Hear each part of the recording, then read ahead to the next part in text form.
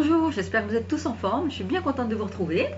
Aujourd'hui, je vais vous parler de la communication non verbale.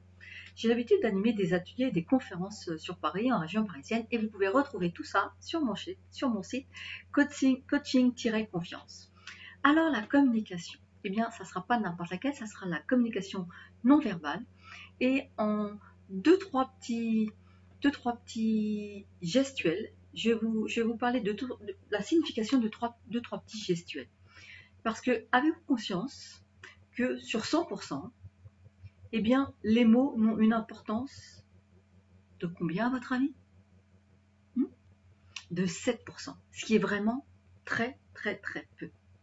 7%, c'est-à-dire que quand vous voyez quelqu'un, vous ne retenez pas ses mots, vous retenez son intonation, vous retenez ses gestes, mais les mots n'ont qu'une très courte, très peu d'importance finalement. Vous voyez comme quoi il est important de maîtriser un petit peu comment on fonctionne.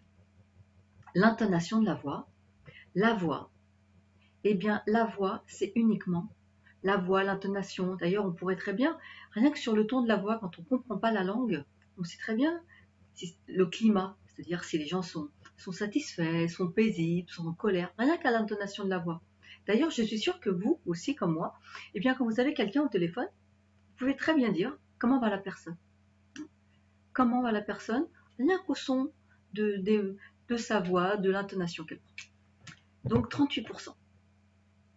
Et le dernier, ce dont nous allons parler aujourd'hui, c'est la communication non verbale. Tout ce que nous exprimons avec notre corps. Vraiment. Et d'ailleurs, là, c'est la même chose. Je suis sûre que quand vous voyez des gens, eh bien, tout de suite, vous avez une opinion selon comment ils fonctionnent, comment ils bougent, comment ils vous regardent, comment vraiment leur façon de simplement sans rien savoir du tout à la communication non verbale. Eh bien, rien qu'en les regardant, on est serein ou on ne l'est pas presque. On est rassuré ou on ne l'est pas. On est inquiet ou pas. Rien qu'à la façon de bouger, la façon de bouger les gens. Alors, aujourd'hui, je vais vous donner deux, trois informations pour que vraiment, quand vous êtes avec quelqu'un, que les choses soient que vous preniez conscience de pour que les choses soient fluides. Parce que soi-même, ça aussi, c'est une indication rien que pour nous. Selon comment on se tient, on peut se dire, tiens, là, le fait que je me tienne comme ça veut dire que on s'en rend pas forcément compte tout de suite parce qu'on ne s'observe pas tout le temps. Mais rien qu'à la façon de se tenir, on peut se rendre compte comment on est à l'intérieur, comment on se ressent à l'intérieur. Alors si vous êtes à deux, bien je vous dirais, évitez quand vous parlez à quelqu'un d'avoir la tête un petit peu en l'air comme ça, un petit peu, parler un petit peu en montant un petit peu comme ça. Évitez ça, parce que sans vous en rendre compte, eh bien la personne qui est en face de vous risque de se trouver avec un sentiment d'infériorité, avec un sentiment de gêne, de ne pas être à l'aise avec vous, comme si vous la preniez de haut. Alors des fois ça pourrait vous paraître simplement pour vous prendre de l'assurance, mais en tout cas, comment c'est perçu à l'extérieur, ça veut dire vraiment que vous prenez la personne vraiment un petit peu de haut, et ça ne la met pas dans une situation confortable. Alors, voyez même, quand vous faites quand vous avez ce genre d'attitude, pourquoi vous êtes comme ça? Est-ce que vous ne vous sentez pas à l'aise? Vous avez envie de prendre l'ascendant parce que vous n'êtes pas trop à l'aise? En tout cas, observez-vous et évitez de parler à quelqu'un en ayant vraiment la tête un petit peu haute. Ça favorisera le fait de s'en rendre compte pour que ça se passe mieux. Ensuite, un deuxième geste vraiment qui peut vous donner une indication, eh bien, quand vous mettez comme ça les mains devant votre bouche ou autour de la bouche comme ça dénote un doute. Comme si vous doutiez de ce que vous pensez, de ce que vous dites, ou de ce que l'autre vous dit, ou de ce que l'autre pense, comme si vous ne le croyez pas. C'est-à-dire quand il vous parle et que vous êtes comme ça, c'est comme si vous disiez « je suis pas sûr de ce que tu me dis ». Si vous l'écoutez comme ça, vous n'êtes pas sûr de ce qu'il vous dit, vous doutez. Et puis vous-même, eh bien, quand vous échangez en vous tenant comme ça, c'est pas clair dans votre tête. Il y a quelque chose qui sonne où vous ne vous sentez pas à l'aise non plus, comme si vous vouliez un petit peu cacher quelque chose. Un deuxième geste, celui-là vous l'avez régulièrement, parce que parfois on a l'impression que, voilà, le fait de se tenir comme ça n'incite pas à venir vers vous, et ça n'incite pas vraiment, vous, quand vous êtes comme ça, vous n'avez pas du tout envie d'aller vers les autres. Alors, comme je vous disais, on ne s'en rend pas forcément compte, mais observez-vous.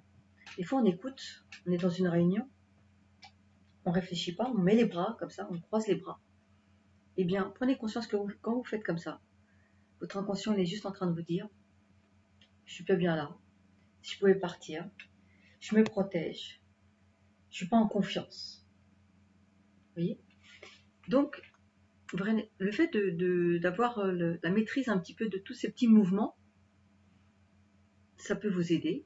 Parce que si vous voyez des gens agir comme ça, eh bien, essayez de, par exemple, vous êtes en face de quelqu'un qui croiserait les bras, eh bien, ayez un discours d'ouverture. Parce que bien sûr, à l'inverse, si vous mettez vos bras, en ouvrant vos bras comme ça donne une autre dimension. Vous arrivez, vous avez le sentiment vraiment d'accueillir les gens, d'être à l'écoute. Vous êtes vraiment avec eux. Alors tous ces gestes d'ouverture, bien sûr, c'est beaucoup plus accueillant. Voilà. Alors voilà les quelques petits gestes que je voulais vous partager. Alors pensez-y bien, évitez de parler un petit peu la tête haute, parce qu'on peut se tenir droit sans avoir un petit peu un regard comme c'est un petit peu hautain presque. Quand vous êtes comme ça, évitez ça, observez-vous. Évitez de vous tenir comme ça devant les gens, parce que si les gens connaissent le langage non verbal, ils vont douter de ce que vous dites. Et puis observez quand les gens ont ce discours avec vous. Et puis le dernier, évitez de croiser le bras. Parce que même si vous dites je suis très très bien avec vous, il y a de fortes chances que la personne, c'est même pas qu'elle vous croit pas, elle le ressent pas. C'est pas même pas un problème de vous croire, ça sonne faux. Voyez. Et on n'est jamais aussi fort que quand on est centré et en cohérence avec ce que l'on pense, ce que l'on dit et ce que l'on fait. Et je vous encourage vivement à être le plus centré possible. Observez-vous faites ce que vous dites, pensez ce que vous dites. Et vraiment, vous allez vous sentir beaucoup, beaucoup mieux. Et vous verrez que vos gestes, eh bien, si vous êtes en accord avec vous-même, vous serez rarement les bras croisés, vous serez rarement comme ça, et vous serez plutôt les bras ouverts, avec un regard franc et direct. Voilà. Et naturellement, avec l'envie de sourire. Voilà, voilà ce que je voulais vous partager aujourd'hui. C'est 3 petits gestes assez simples, mais c'est toujours bien d'avoir des petites indications parce que c'est pas fait pour vraiment se surveiller. Il n'est pas question que naturellement on se surveille. Parce que finalement, ces gestes-là, on les fait sans y réfléchir. Donc, d'où l'importance de vous observer, de vous dire qu'est-ce qui se passe en moi en ce moment si j'agis de cette façon-là. Eh bien, écoutez, j'ai été contente de partager tous ces petits conseils avec vous, ces mouvements gestuels. Et prenez conscience que c'est 55%, ça veut dire que c'est énorme. Et je vous souhaite une excellente journée. N'hésitez pas à me retrouver dans mes prochaines vidéos ou sur mon site coaching-confiance. J'aurai toujours un grand plaisir à vous retrouver ou laissez vos commentaires, partagez la vidéo à vos amis.